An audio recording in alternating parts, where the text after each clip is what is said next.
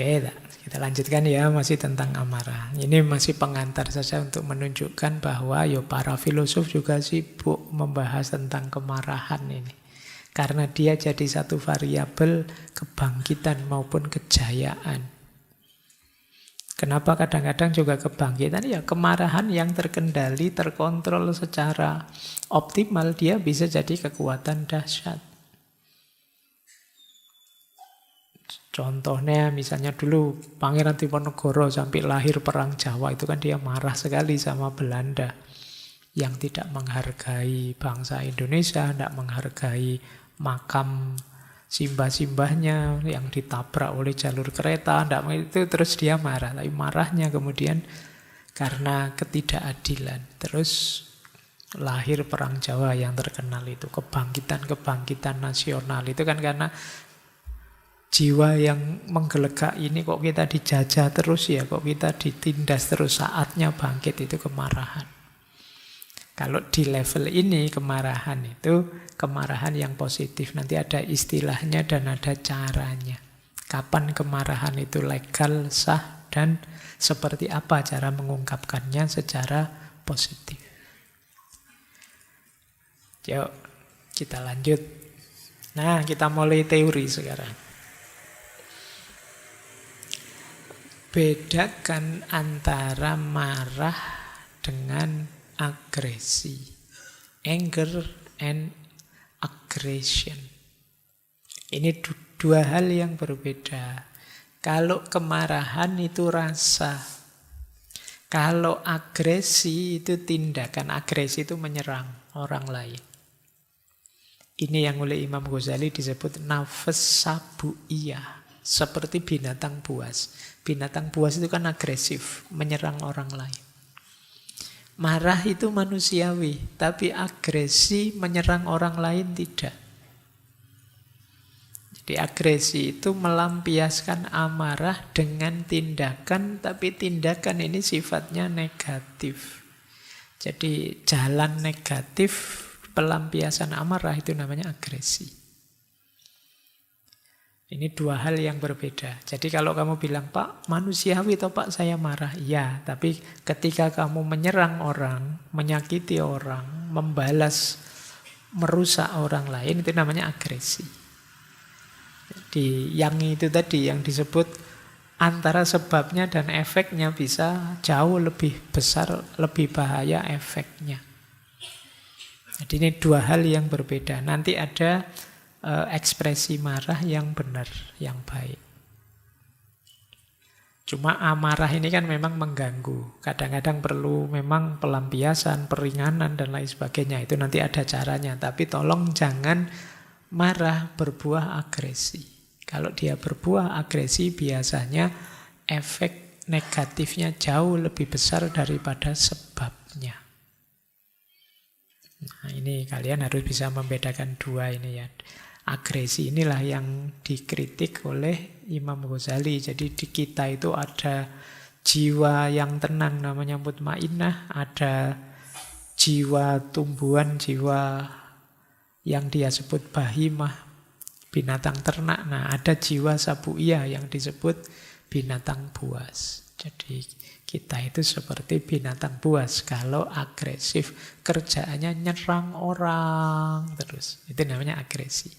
Mungkin kamu marah, ada banyak ketidakadilan, tapi tidak harus diterjemahkan sebagai agresi. Tindakan menyerang orang lain secara negatif. Ini dua hal yang berbeda. Baik, kita lanjutkan lagi. Sekarang level-levelnya.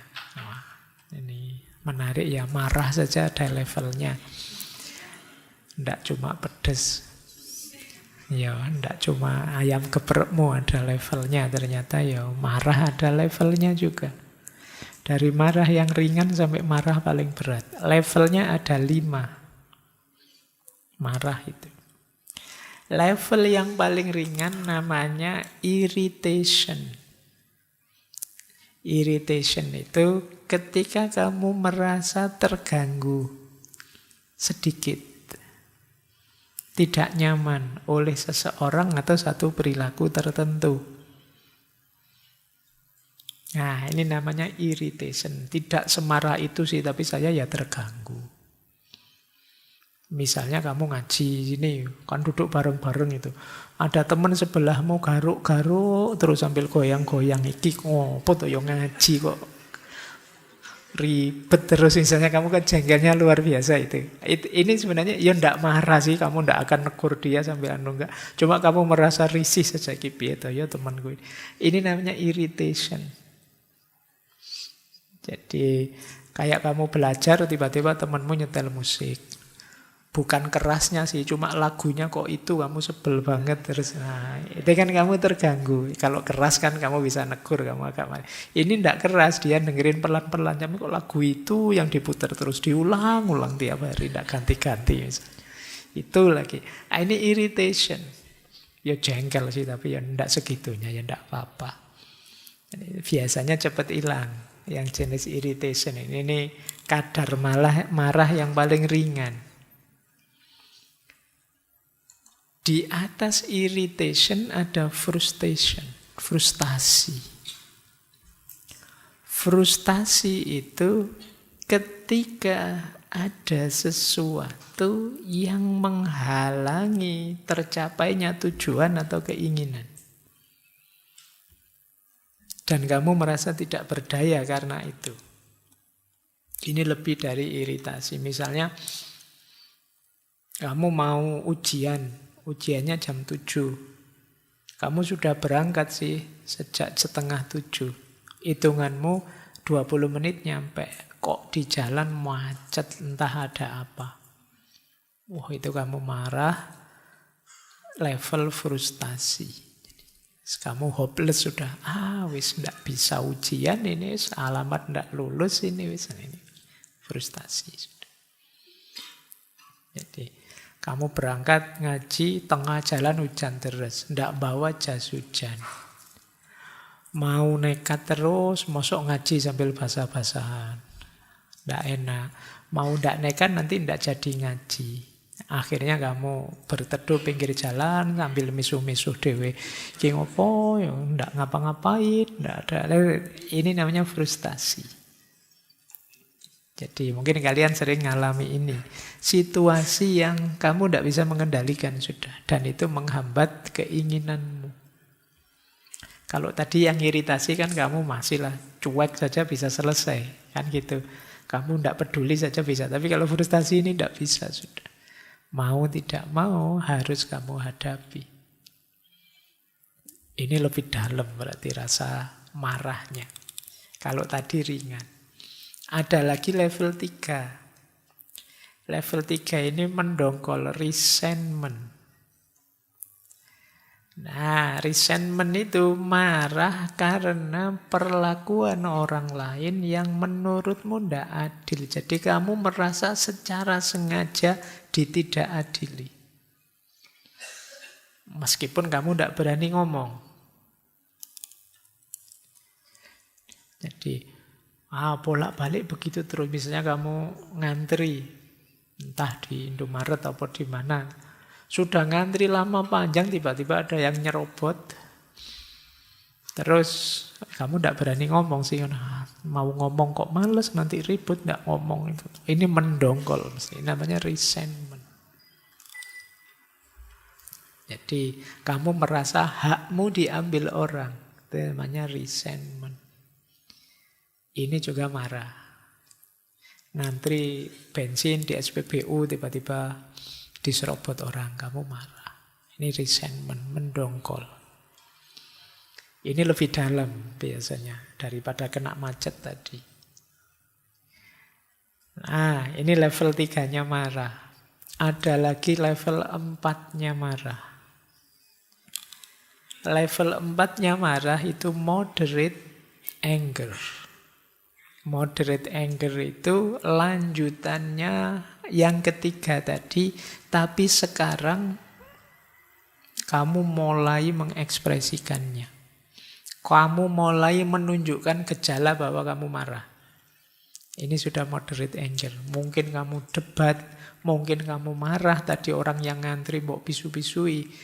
Kenapa kamu kok nyerobot saya, kamu harus di belakang, saya sudah ngantri lebih awal ini. Ini kamu sudah berani mengekspresikan, namanya moderate anger. Kalau yang sebelumnya, yang mendongkol tadi, itu ya kamu diam saja, tapi mendongkolnya luar biasa.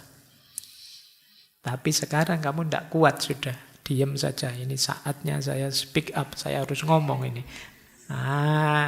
Ini namanya resentment. Oke, ini biasanya sudah level pedesnya, level marahnya sudah level 4. Kalau sudah itu wis kamu tidak kuat. Ada lagi puncaknya marah. Ini marah level 5, ini karetnya 5 sudah ini. Ini sudah amarah, ini sudah intensif. Biasanya kalau sudah di sini, kamu mulai kehilangan kendali sudah.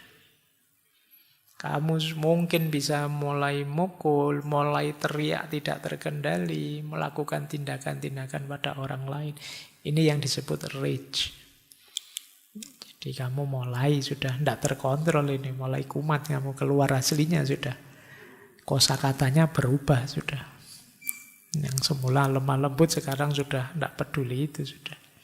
Kebun binatang bisa keluar semua kalau sudah di sini.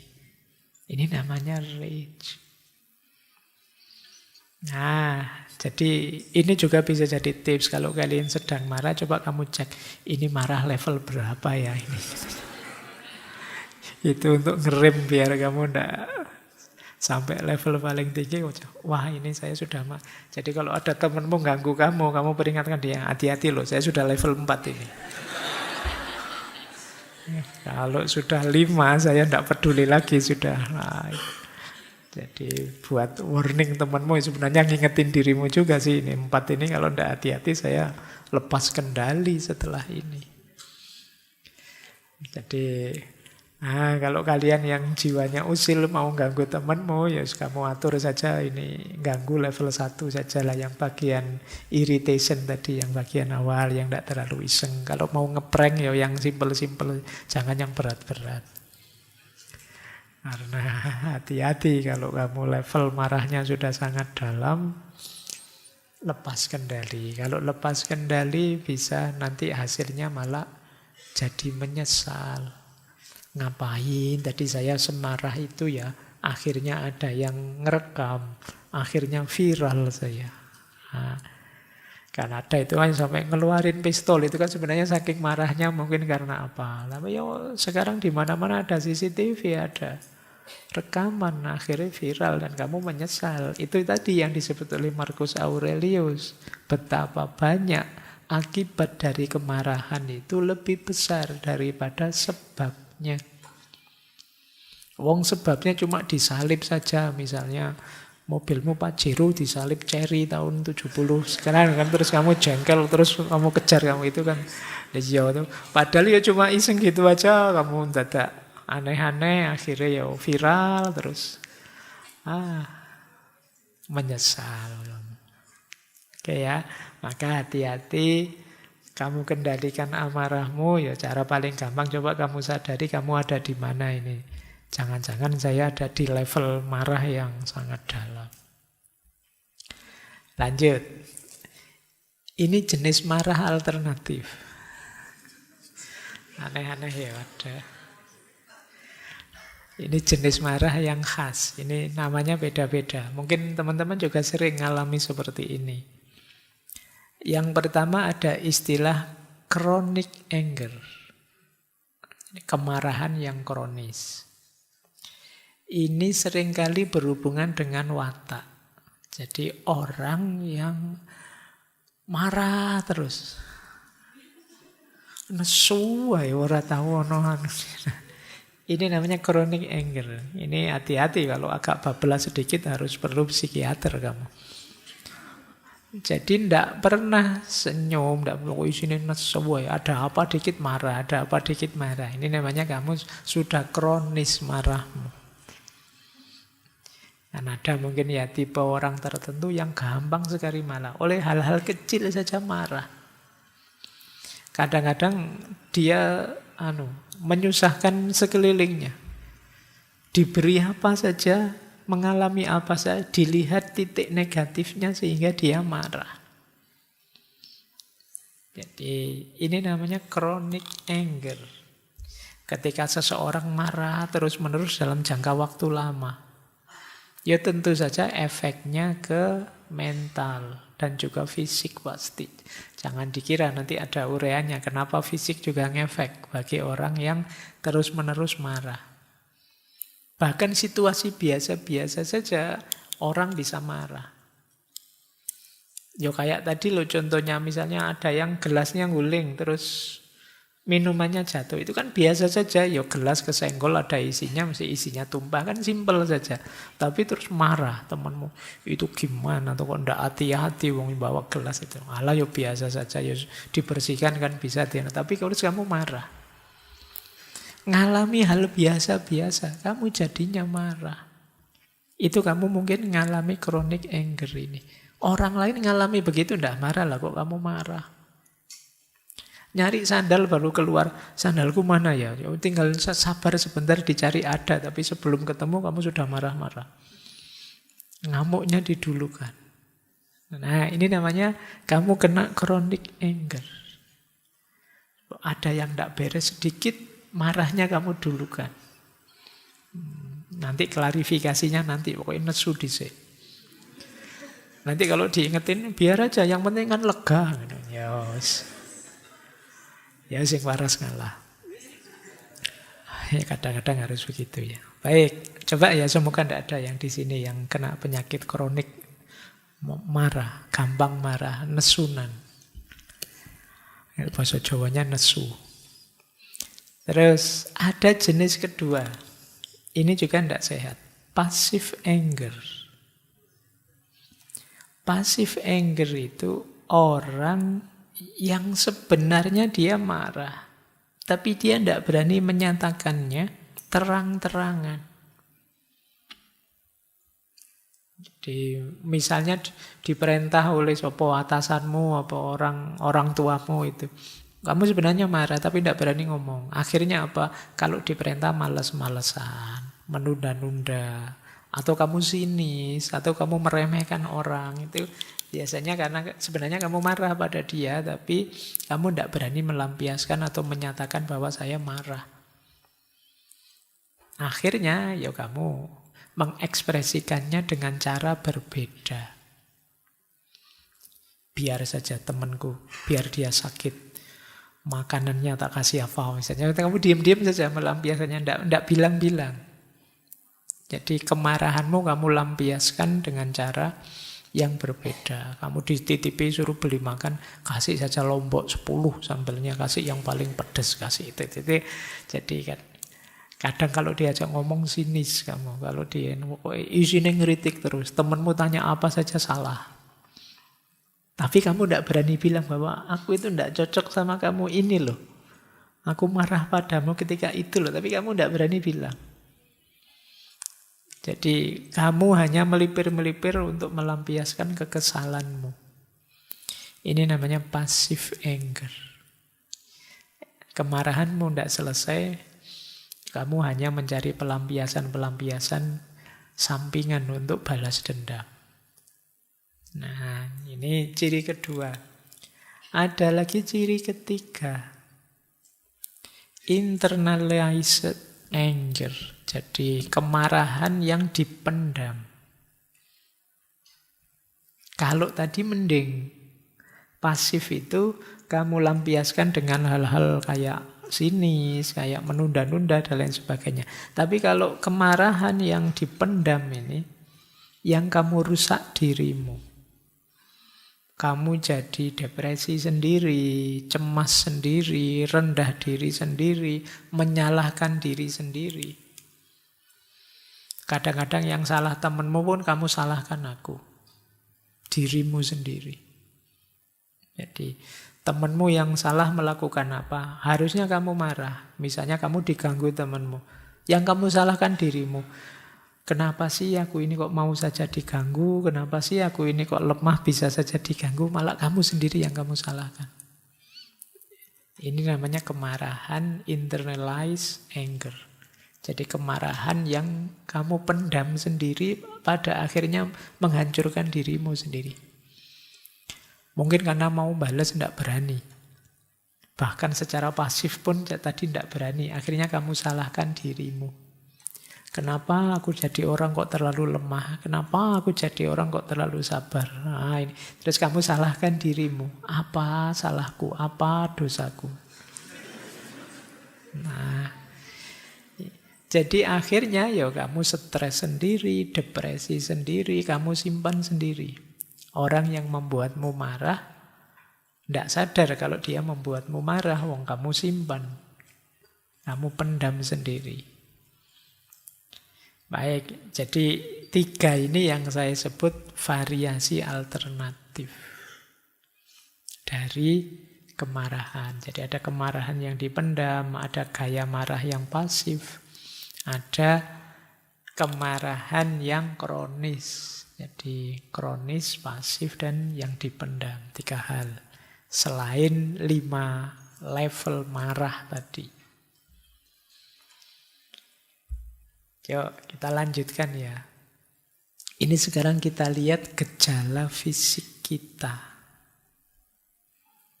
Apa sih yang terjadi dengan fisik kita? Saya awali dari sisi otaknya ya. Jadi ketika kita marah, ini kan yang terpicu adalah amigdala. Amigdala itu bagian otak yang berhubungan dengan emosi. Bagian otak yang berhubungan dengan emosi itu nanti kalau di otak kita itu masuknya ke namanya sistem limbik. Jadi otak kita itu ada 4 bagiannya, ada otak besar, otak kecil, otak tengah, dan sistem limbik. Nah, di situ ada amigdala. Amigdala ini kalau kita sedang marah, ketika kita ini saya tidak adil ini. Wah, ini saya dicurangi ini kan, terus kita marah. Terus amigdala teraktivasi. Ketika amigdala teraktivasi, mengaktifkan juga respon di sistem saraf simpatik kita. Ketika saraf simpatik kita teraktivasi, detak jantung kita meningkat, tekanan darah naik, pernafasan kita meningkat. Jadi kita menggeh-menggeh, kalau kita marah itu kan mesti rasanya terengah-engah, detak jantung meningkat, kemudian kita tekanan darahnya naik, tubuh kita jadi panas. Bahkan amigdala ini meresponnya lebih cepat daripada informasi. Jadi kita kan kalau mengalami sesuatu diinformasikan ke otak. Kalau sebagai pengetahuan itu masuknya ke namanya konteks prefrontal. Konteks prefrontal itu bagian dari otak besar. Yang itu letaknya memang di depan.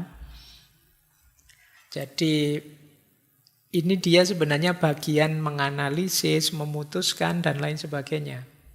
Cuma ternyata kemarahan itu, apalagi tadi yang mengaktifasi amigdala, amigdalanya merespon duluan sebelum informasinya dikelola oleh konteks prefrontal.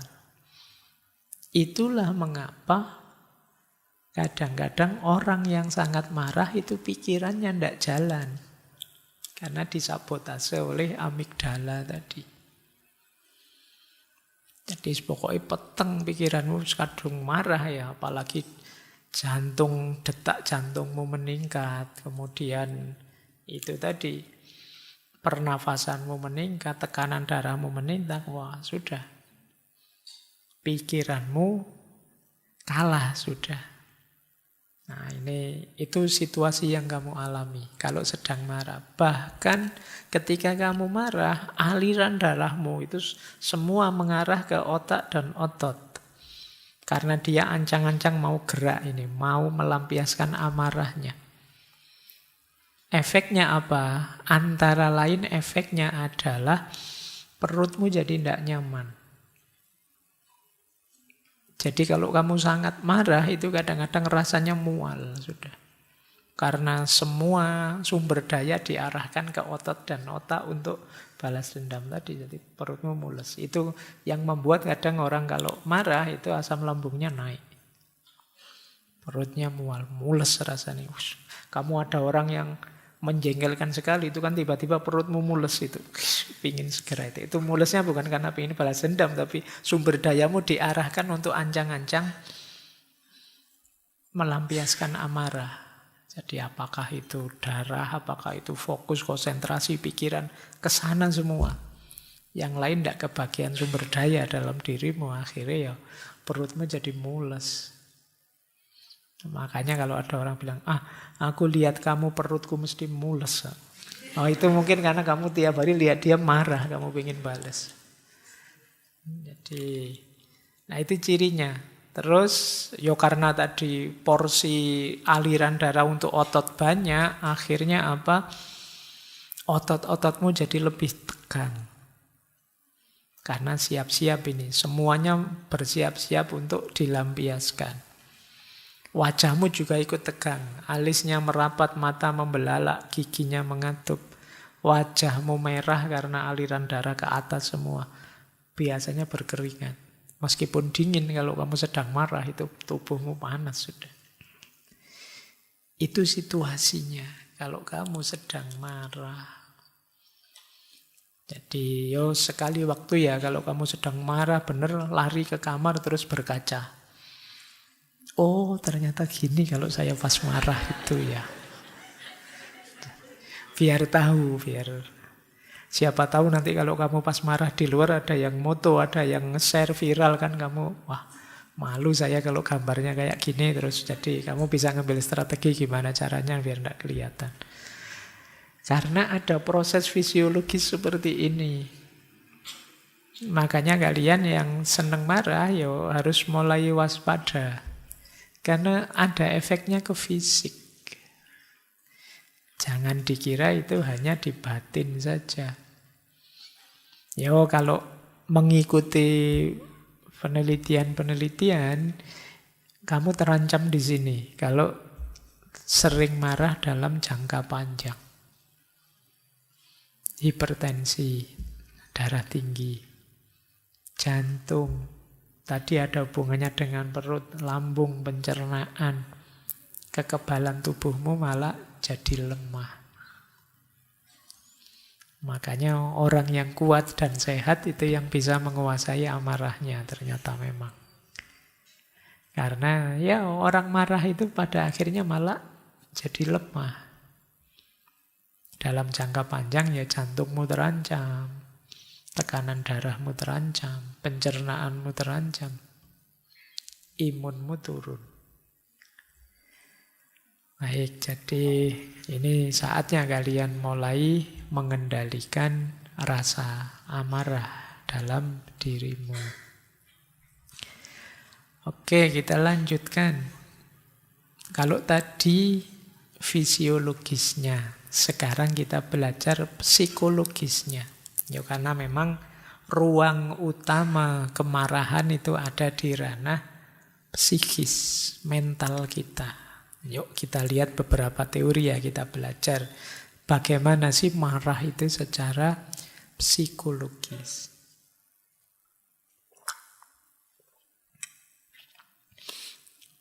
Oke, baik.